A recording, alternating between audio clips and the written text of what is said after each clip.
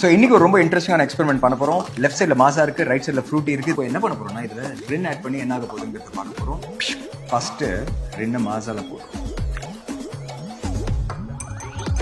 A few moments later. Lemon juice மாதிரி இருக்குங்க. என்ன டாக்டர்? அச்சச்சோ. அடுத்தது ரின்னை வந்து நம்ம ஃப்ரூட்டில ஆட் பண்றோம். 12 seconds later. இப்போ நமக்கு ரெண்டுமே லெமன் ஜூஸ் மாதிரி இருக்குது. டாக்டர் என்ன சொல்றீங்க? மூணாவதா ஒண்ணு வருதுங்க, நிஜமான மேங்கோ ஜூஸ். இதுல இப்ப திருப்பி ரின் ஆட் பண்ணுவோம். One eternity later. என் கைதாங்க வலிக்குது, கலர் மாறவே இல்லை. ஏன் இது நடந்துச்சு அப்படின்னு பாத்தீங்கன்னா, ரின் இஸ் a detergent, அதுல சோடியம் கார்பனேட் இருக்கு.